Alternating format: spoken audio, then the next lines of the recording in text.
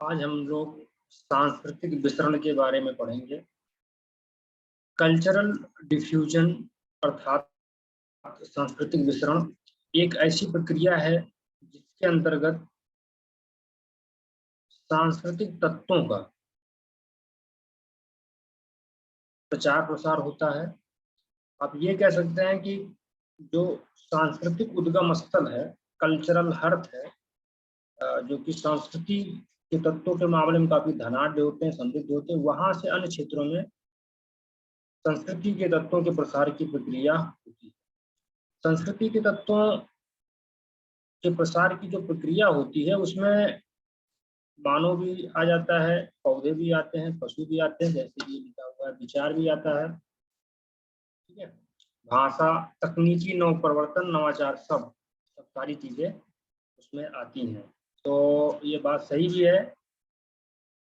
जब से सभ्यता का विकास हुआ तब से लेकर आज तक मानव, उसके साथ उसकी रीति रिवाज, परंपराएं, उसकी इनोवेशन, बहुत सारे पौधे, पशु, आइडियाज, सबका जो है प्रचार प्रसार एक स्थान से दूसरे स्थान पर होता रहा है।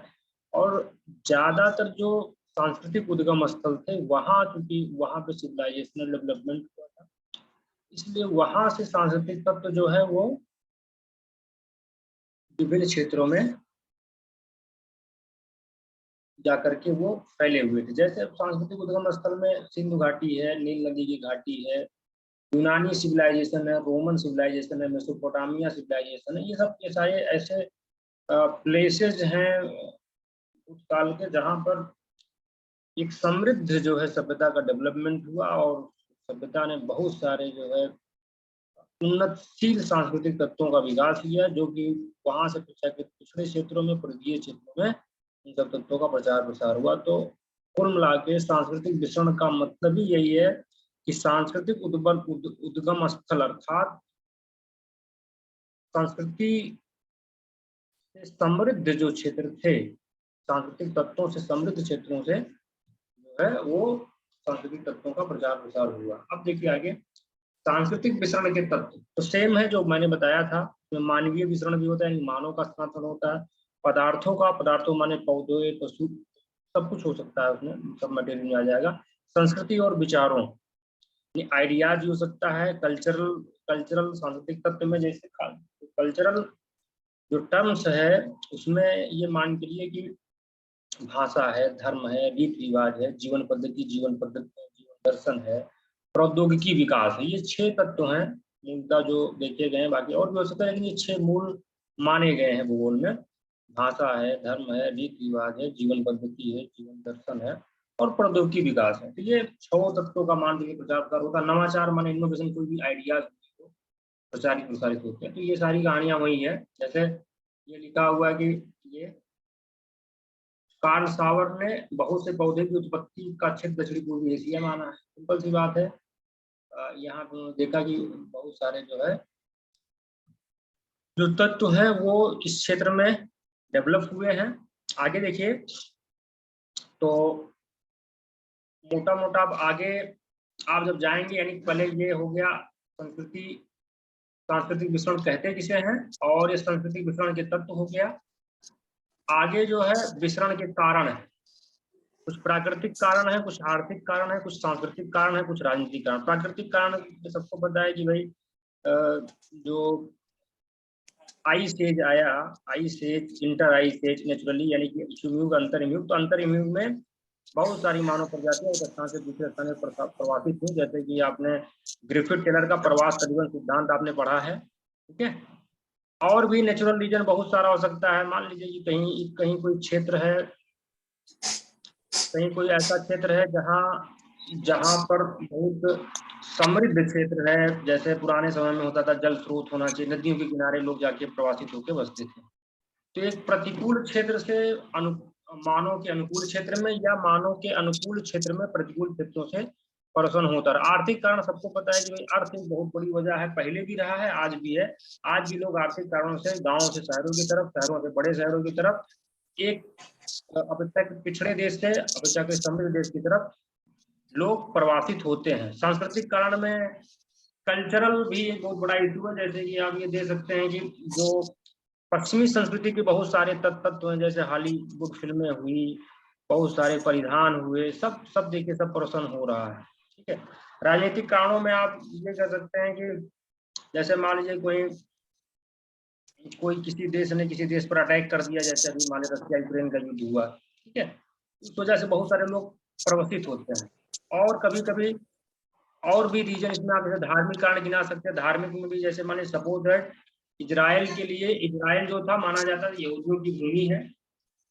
अब 1948 के पहले जो है वहां पे कोई इजराइल नामक देश नहीं था। बाद में वहां पे विश्व के विभिन्न क्षेत्रों से जो है यहूदी जो है इकट्ठा होने लगे, और जो है फिर वो उन्होंने एक नए इजराइल देश का निर्माण किया। तो मिला के अलग जो है रीजन आप गिना सकते हैं। धार्मिक कारण भी, धार्मिक वजहों से उनका था अपना, हालांकि उसको सांस्कृतिक में आप डाल सकते हैं, संस्कृत में धर्म आ जाता है, दिक्कत नहीं है। ठीक है, इसीलिए 4 कारण आप जानते रहिए, कोई दिक्कत नहीं है।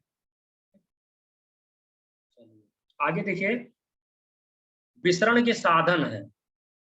अब विसरण के साधन में यानी कि जो सांस्कृतिक तत्व हैं, सांस्कृतिक विसरण के साधन कौन कौन से हो सकते हैं, उसमें आप देखेंगे मानव प्रवास।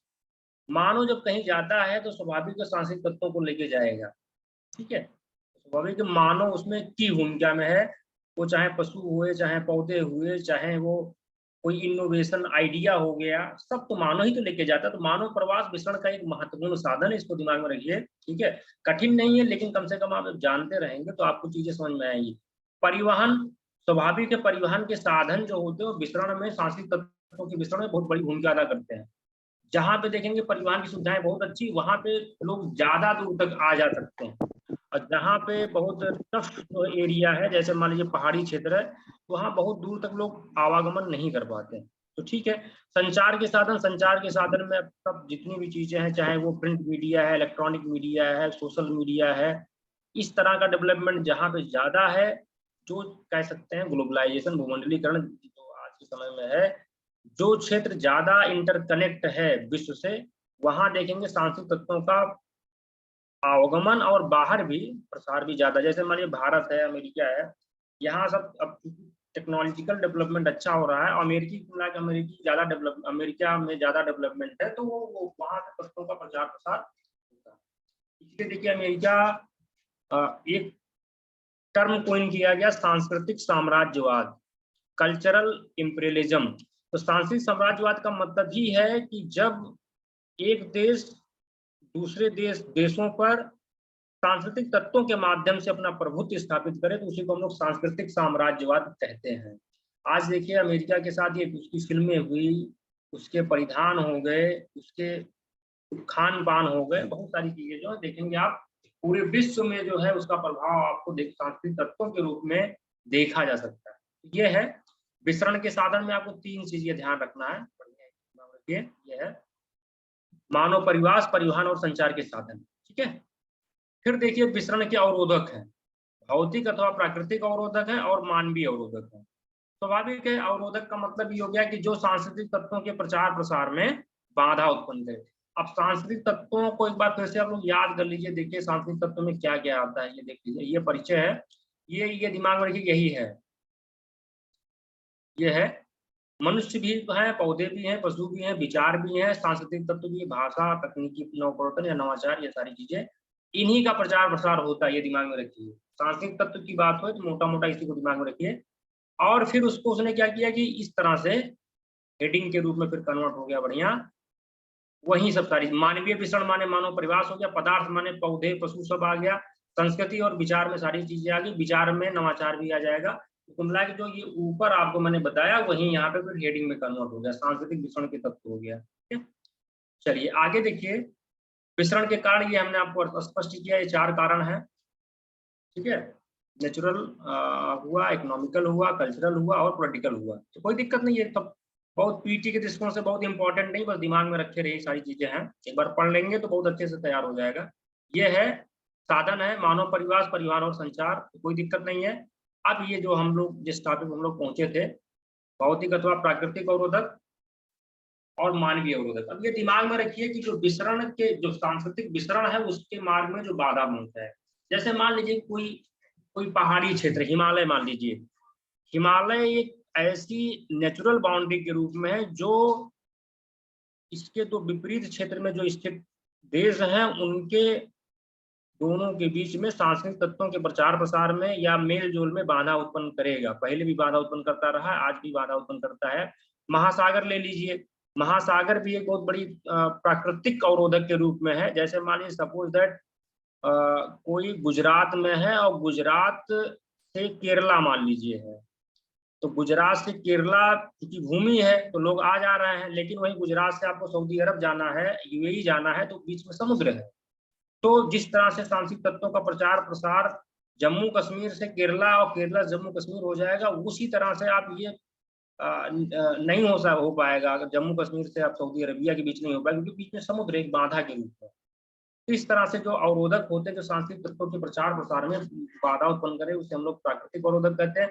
मानवीय अवरोधक बहुत सारा हो सकता है, बहुत सारे अवरोधक आ गए। जैसे सपोज दैट मान लीजिए अब देश का कॉन्सेप्ट आ गया, तो अब कोई भी किसी देश का नागरिक दूसरे देश में जाकर के ऐसे अमूमन अब बस नहीं सकता, क्योंकि उसको आप अवैध प्रवासी कहेंगे। सब अब हर देश में रहने का अपना नियम कानून है, नागरिकता वहाँ की लेनी पड़ती है। बहुत कहीं कहीं तो बहुत टफ प्रोसेस है, वहाँ पे नागरिकता आपको मिल ही नहीं पाएगी। जैसे ऑस्ट्रेलिया वगैरह में नागरिकता आपको नहीं मिल सकती, वहाँ पे काम करने का सिस्टम अपना है, ठीक है। इजराइल के आप नागरिक वैसे नहीं हो सकते, इजराइल यहूदियों के लिए ही है, ठीक है। तो ऐसे बहुत एग्जाम्पल के रूप में जानते रहिए कि मानवीय अवरोधक क्या क्या हो सकते हैं, ठीक है। ये सारी चीजें हैं ना।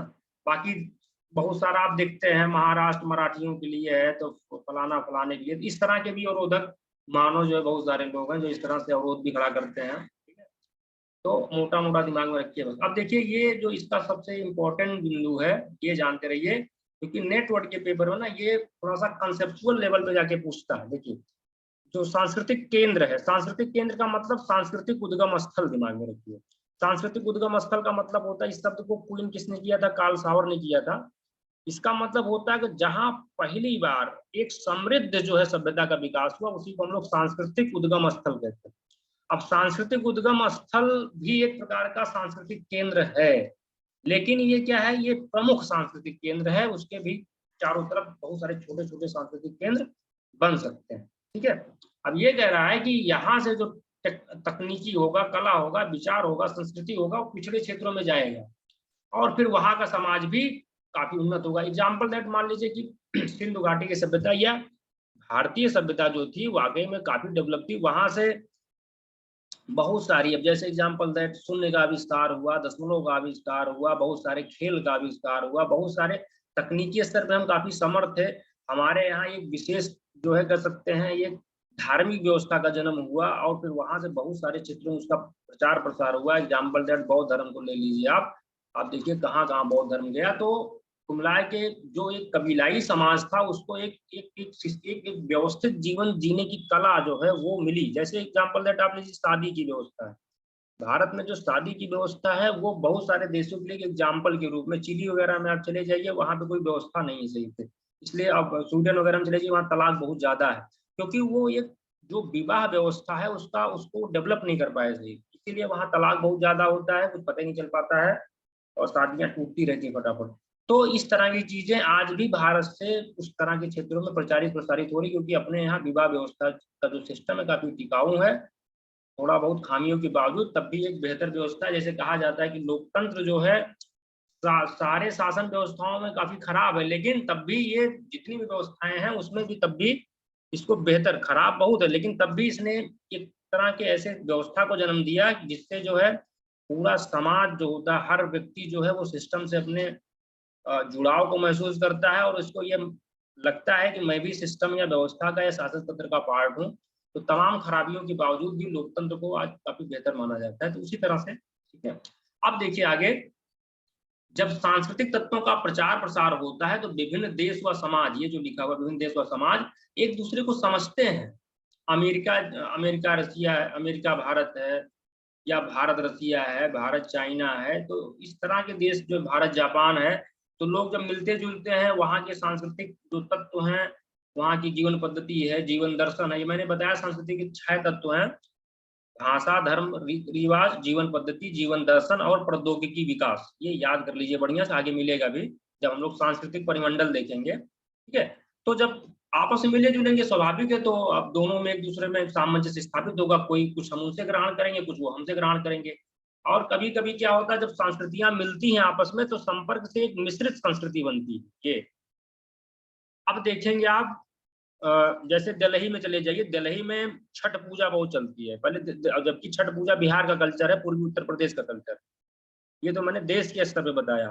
दिवाली इस समय जो है व्हाइट हाउस अमेरिका में मनाया जाता है।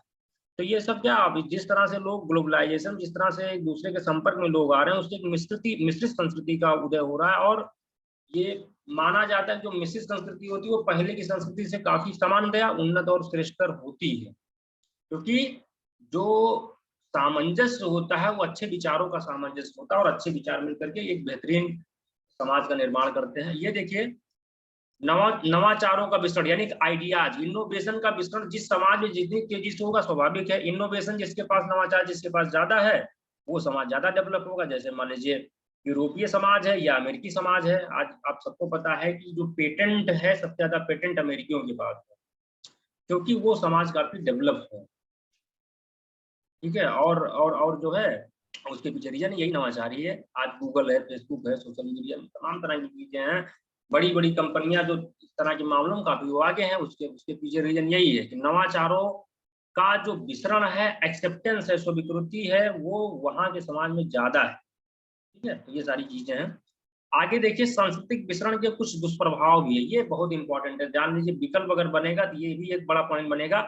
कभी कभी क्या लिखा, कभी कभी होता है जो सबल संस्कृति होती है, जो कह सकते हैं जो प्रभावी संस्कृति, जैसे मान लीजिए अमेरिकन कल्चर है, वो कभी कभी कमजोर संस्कृतियों को खत्म कर देती है। एग्जाम्पल दैट मैं आपको सिंपली बताता हूँ कि बहुत सारी लोकल लेवल पे बहुत सारी संस्कृतियां रही हैं, लेकिन ये पश्चिमी संस्कृति ने जाकर के वहां की संस्कृति को कमजोर कर दिया या नष्ट कर दिया। आप ऐसे ही सोच सकते हैं कि अमेरिका में एस्किमो रहते थे। एस्किमो एक ट्राइबल ग्रुप है, लेकिन जब यूरोप से अमेरिका में लोग प्रवसित हुए, गए वहां पे, तो उन्होंने उनको लगभग जो है मांडली के किनारे पे धकेल दिया, या अब आप उनकी आबादी बेहद कम है। तो इसका मतलब ये हुआ कि एस्किमो की अपनी एक संस्कृति थी, एस्किमो जो जाति है उसकी अपनी संस्कृति थी, लेकिन ये जो पश्चिमी संस्कृति के लोग वहां पे गए, तो उन्होंने उस वहां के लोगों को जो है कुचल दिया, और वहां की संस्कृति वो लगभग, जो एस्किमो कल्चर था, जो एक कह सकते हैं जो देशज संस्कृति थी, वो नष्ट हो गई लगभग। भारत में भी आप देखेंगे, लेकिन भारत में उस तरह से नहीं। आज भी जो हमारे यहाँ ट्राइबल ग्रुप्स हैं, बहुत अच्छी स्थिति में तो नहीं है, लेकिन ऐसा भी नहीं है कि एस्किमो वाली स्थिति नहीं है, वो हैं। ठीक है, और उनको बचाने के लिए बहुत सारे प्रयास किए जा रहे हैं। और ये हो गया। दूसरी चीज, कभी क्या होता है, जो सांस्कृतिक तत्व आते हैं उसके साथ बहुत सारी जो है नकारात्मक चीजें भी ले आते हैं। जैसे मान लीजिए उपभोक्तावादी समाज है, सबको पता है उपभोक्तावादी समाज आज जो है हमारे समाज के लिए कितनी बड़ी समस्या है। ठीक है, निजी स्वार्थ की प्रबल भावना, ये जो वर्तमान में जो सांस्कृतिक तत्व है उसमें एक निजी स्वार्थ भी बहुत है। अब व्यक्ति अपने ऊपर समाज को तरजीह नहीं देता, बल्कि अब व्यक्ति, समाज हो या राज्य हो, राष्ट्र, सबके ऊपर स्वयं को तरजीह देने लगा है। और इसने तमाम तरह के भ्रष्टाचार, अनैतिक गतिविधियों को जन्म दिया है। ठीक है, और धीरे धीरे जो ये न्यूक्लियर फैमिली कह सकते हैं, न्यूक्लियर फैमिली माने एकल परिवार का जो कॉन्सेप्ट आया है पश्चिम से, इसने क्या किया, इसने पारस्परिक प्रेम की भावना को कम कर दिया। यानी कि जो बिजनेस कमर्शियलिज्म, जो वाणिज्यवाद बढ़ा है, वणिकवाद बढ़ा है, उसने क्या किया, जो एक सामूहिकता की भावना है उसको नष्ट किया। तो ये सब तमाम तरह की समस्याएं, जो सबसे बड़ी समस्या है, संस्कृतियां बहुत सारी नष्ट हुई, सामाजिक विघटन हो गया, आतंकवाद हो गया, पर्यावरण प्रदूषण भी एक बहुत बड़ा है। हमारे यहाँ प्रकृति को पूजने की अपनी कल्चर रहा, लेकिन जब से हम ये ग्लोबलाइजेशन में जब से हम लोग भी इसमें शामिल हुए, तो इसमें बहुत सारी बुराइयां जो है हमारे भी समाज में आ गई हैं, और जिसको हम लोग फेस कर रहे हैं। तो इसका मतलब ये हो गया कि जो विसरण के प्रभाव हैं वो सकारात्मक और नकारात्मक दोनों। सकारात्मक में मैंने बताया कि पिछड़ा क्षेत्र भी उन्नत करने लगता है, और जब विभिन्न प्रकार की संस्कृतियों के लोग मिलते हैं तो उसमें सामंजस्य स्थापित होता है, जिससे सांस्कृतिक एकता को बढ़ावा मिलता है। मिश्रित संस्कृतियां बन जाती है, कभी कभी ये बन जाता है। नवाचार जिस समाज में ज्यादा तेजी से एक्सेप्ट होता है या जन्म लेता है, वो समाज ज्यादा बढ़िया डेवलप होता है। दुष्प्रभाव में मैंने बताया, कभी कभी सबल संस्कृति जो है निर्बल संस्कृति को नष्ट कर देती है। और जो सांस्कृतिक तत्वों का प्रचार प्रसार होता है, सिर्फ उसमें सकारात्मक तत्व ही नहीं होते, बल्कि नकारात्मक तत्व में जैसे सामाजिक विघटन है, आतंकवाद है, पर्यावरणीय प्रदूषण है, निजी स्वार्थ की प्रबल भावना है, भ्रष्टाचार, ये सब सारी चीजें होती हैं। तो ठीक है, बढ़िया, ये हमको लगता समझ में आ गया आप लोगों को। जब इतना आप समझ गए तो ये मान के लिए सांस्कृतिक विसरण टॉपिक खत्म हो गया। ठीक है, अब लेकिन जो सांस्कृतिक तत्वों के विसरण के तत्व हैं, उसमें एक बड़ा तत्व है नवाचार विसरण।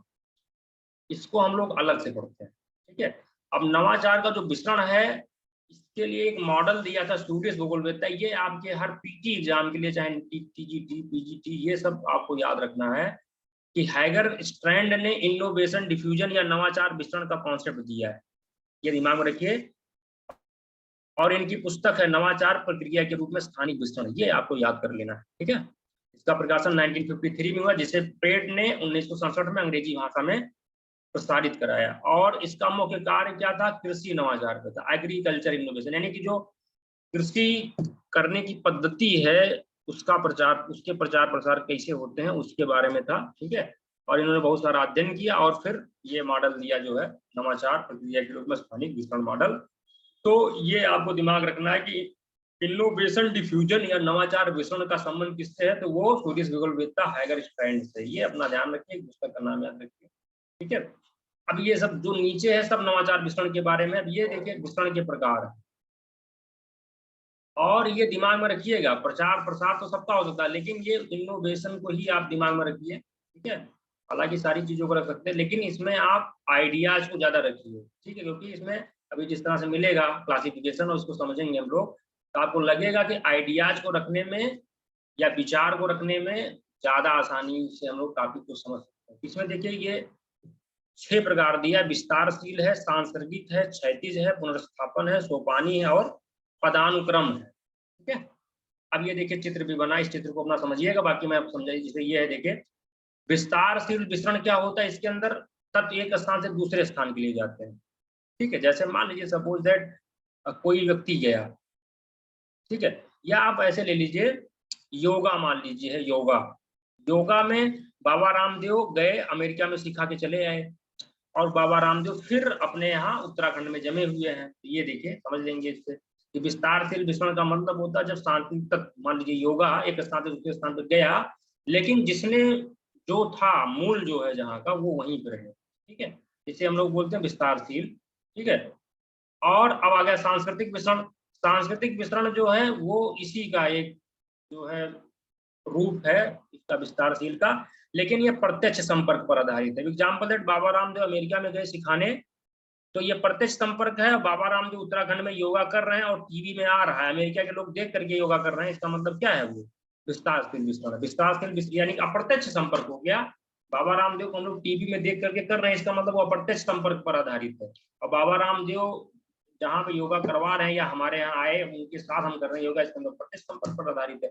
तो विस्तारशील और सांसर्गिक में ज्यादा डिफरेंस नहीं, सांसर्गिक में बस इतना है कि प्रत्यक्ष रूप से वो जो है प्रत्यक्ष संपर्क में रहेगा, डायरेक्टली वो आपको सिखाएगा। ठीक है, इसकी प्रक्रिया आप केंद्रीय होती है, मुख्य रूप से दूरी से प्रभावित होती है। स्वाभाविक है, जितना ज्यादा दूरी होगी उतने ही सांख्यिक तत्वों के प्रसार की गहनता में कमी आएगी, ये एकदम क्लियर है। ठीक है, नॉर्मल कंडीशन में, ठीक है, जितना जो नजदीक होगा जो सांस्कृतिक उद्गम स्थल है उसके परिधीय क्षेत्र में ज्यादा प्रभाव पड़ेगा, जैसे जैसे दूरी बढ़ती जाएगी वैसे वैसे उसके प्रभाव में कमी आएगी। ठीक है, अब क्षैतिज विसरण के अंतर्गत क्या होता है, ये सिंपल सी बात है, समान इकार वाले का ये होता है। सोपानी विसरण में ये मिश्रण लिखा है, ये विसरण है, ध्यान में रखिएगा, मिश्रण है, विसरण है, विसरण माने डिफ्यूजन। ठीक है, इसमें जो प्रसार की गति होती है, सोपानी माने सीढ़ी, ठीक है, बड़े केंद्र से लघु केंद्र की तरफ या उच्च से निम्न स्तर की तरफ होता है। ये कहना ये चाह रहा है मोटा मोटा कि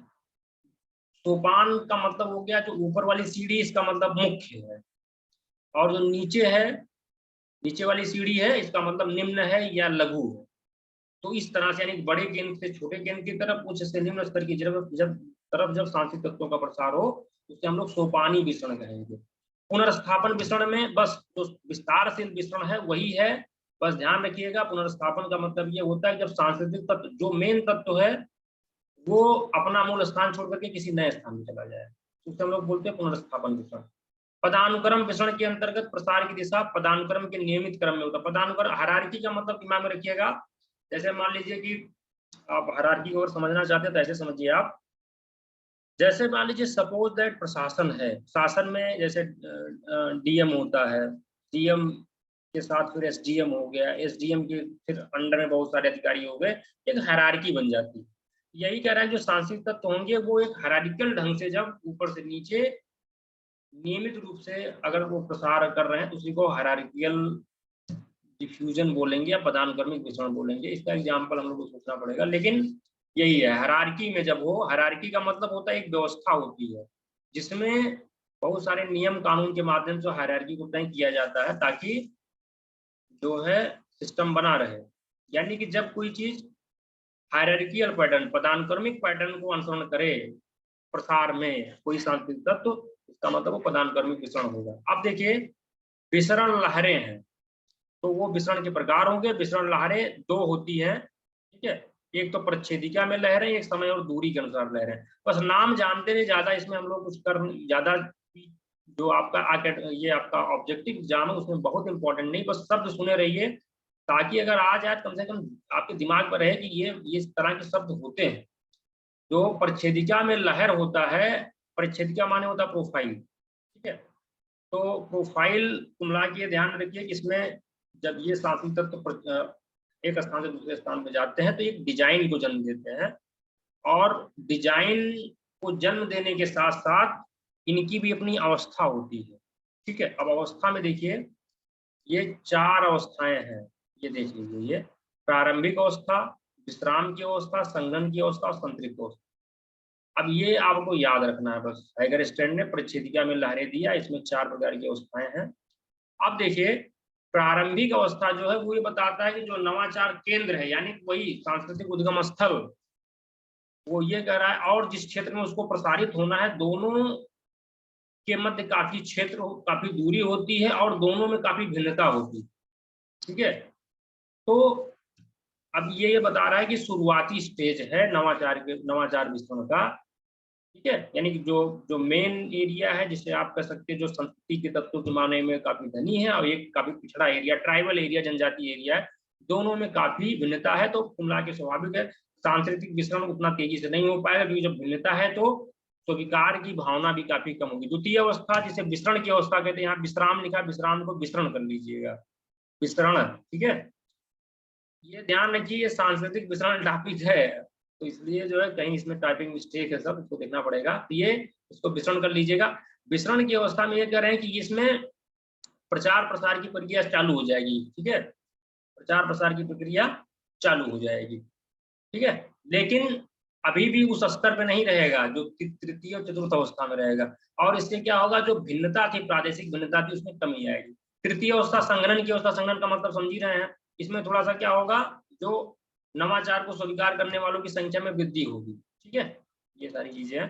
कहने का मतलब ये स्टेज है, परिच्छेदिका में लहरें जो है स्टेज है, ठीक है, और स्टेज में ये जो है ये चार स्टेज है। तो संघनन होगा, संघनन के बाद संतृप्त अवस्था है, संतृप्त अवस्था में क्या हो जाएगा, नवाचार जो पिछड़ा क्षेत्र वहां पूरी तरह से उसको स्वीकार कर लिया जाएगा और इस स्थिति में क्षेत्रीय भिन्नता लगभग समाप्त हो जाएगी। ये स्टेट है प्रारंभिक अवस्था, विसरण की अवस्था, संघनन की अवस्था और संतृप्त अवस्था, ठीक है। ये हो गया समय और दूरी के अनुसार लहरें। अब देखिए एक प्रच्छेदिका लहरें हो गया, ये हो गया। इसमें इनको ध्यान रखिए रिचर्ड मॉरेल ने जो है एक मानचित्र तैयार किया जिसे सामान्यकृत समोच्च रेखी मानचित्र कहते हैं। ये सब टर्म याद रखिएगा, बड़े एग्जाम में जो कठिन एग्जाम जैसे केबीएस है, नवोदय विद्यालय है, ये जो अच्छे एग्जाम्स होते हैं जिनके यहाँ अच्छे क्वेश्चन आते हैं वहां सब इस तरह के टर्म को याद रखिए, ठीक है, जिसे प्रवृत्ति तल मानचित्र भी कहा गया है। सामान्यकृत समोच्च रेखी मानचित्र को यह है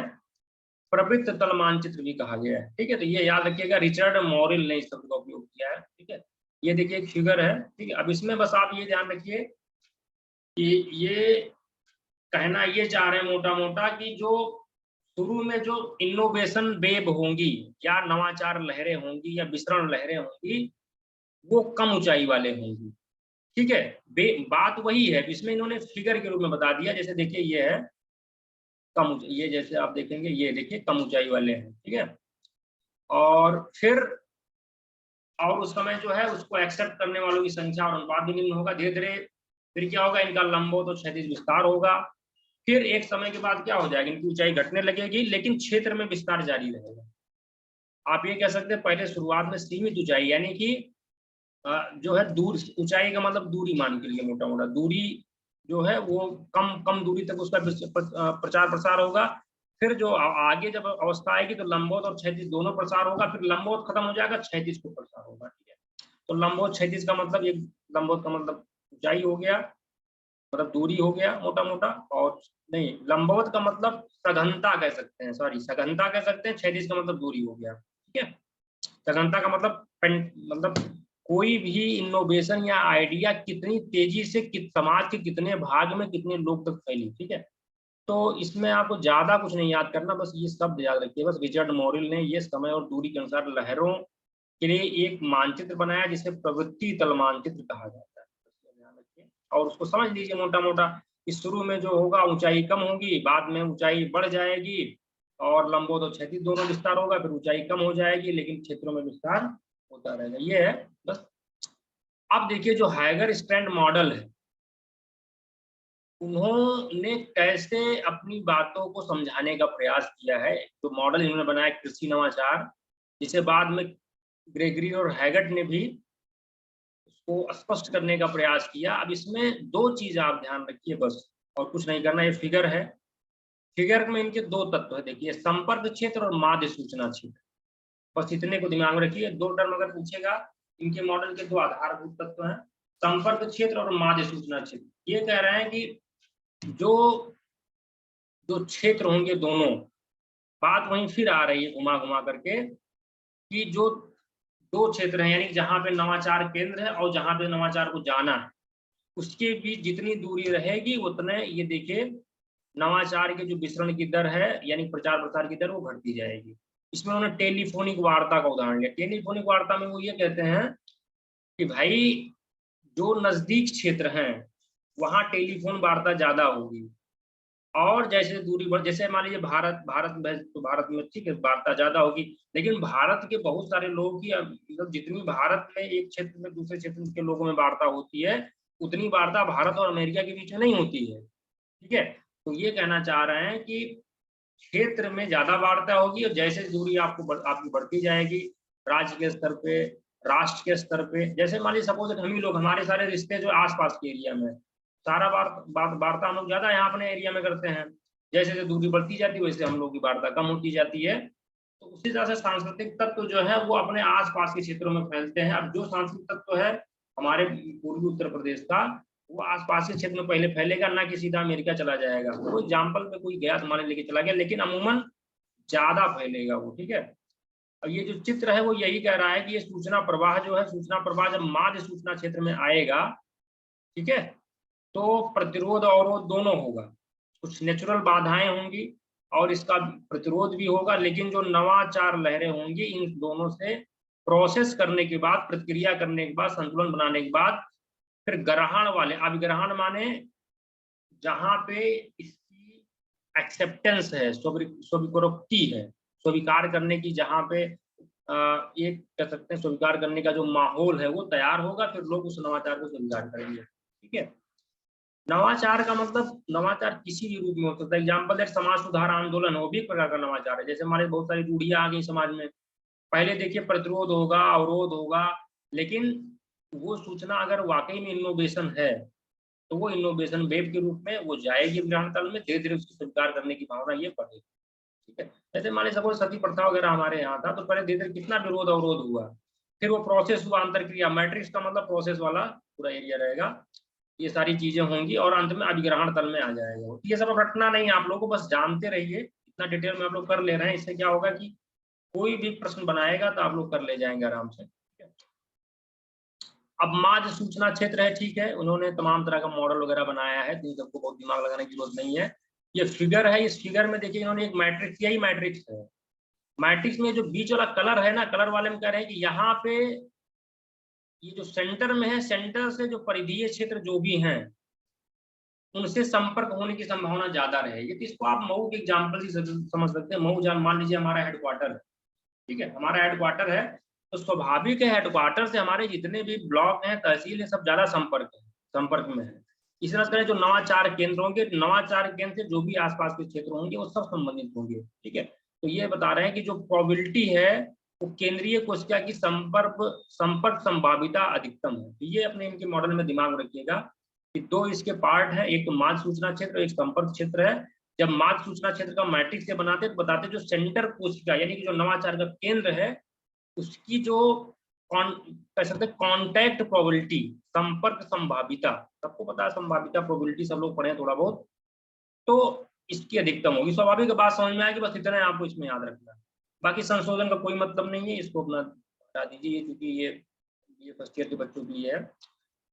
तो मुझे लगता है कि मोटा मोटा सांस्कृतिक वितरण अब आप लोगों को समझ में आ गया होगा। कल्चरल डिफ्यूजन का मतलब ही है कि सांस्कृतिक उद्गम स्थल से या सांस्कृतिक केंद्रों से मनुष्यों का, पौधों का, पशुओं का, विचारों का, संस्कृतियों का, भाषाओं का, तकनीकी नवाचारों का प्रचार प्रसार इस क्षेत्र में जो अपेक्षाकृत जो है पिछड़े क्षेत्र है। ठीक है, हालांकि सांस्कृतिक तत्व में भी कोई पिछड़ा आंकड़ा नहीं होता, हो सकता है कोई ट्राइबल एरिया वहां पे कोई ऐसी कोई प्रथा हो जो कि बहुत कह सकते हैं आज के हिसाब से बहुत अच्छी हो, तो वो वहां से हमारे यहाँ आएगी। लेकिन ये माना जाता है कि जो सांस्कृतिक उन्नत केंद्र है वहां से ही अधिकांश तत्वों का पिछड़े क्षेत्रों में प्रचार प्रसार होता है। तो ये वही चीज है, ये अपना समझ लीजिए, अपना आराम से याद कर लीजिए, कोई दिक्कत नहीं है।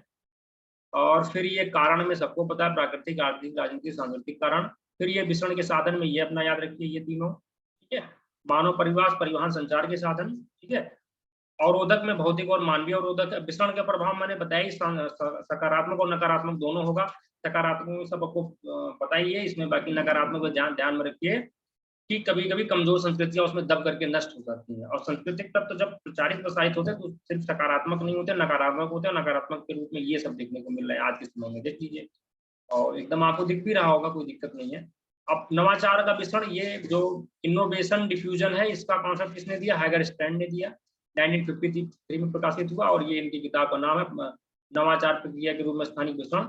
विसरण के प्रकार ये विस्तारशील, सांस्कृतिक, क्षैतिज, पुनर्स्थापन, सोपानी और पदानुक्रम। इसको बढ़िया से याद कर लीजिएगा। ठीक है, तो कोई दिक्कत नहीं है। विसरण लहर में ये है, प्रच्छेदिका में लहरें, समय और दूरी के अनुसार लहरें। इसको बढ़िया से एक बार पढ़ लीजिएगा, बात बन जाएगी। ये सारी चीजें, हम लोग का टाइमिंग भी अप हो गया है। बाकी इनके मॉडल के दो आधारभूत तत्व है, संपर्क क्षेत्र और माध्य सूचना क्षेत्र। बस इतना दिमाग में रखिए। बस इतना मैंने बताया, बस पीटी के लिए इतना ही इंपॉर्टेंट है, और ये टॉपिक आपका कवर हो गया है। तो किसी को कुछ समझ में नहीं आएगा एक बार दोहराइएगा, फिर अगले दिन जब भी है, आज शाम को जब भी हम लोग दूसरा टॉपिक अटेंड करेंगे तो उसमें पूछ लीजिएगा। तो ठीक है सुरजीत।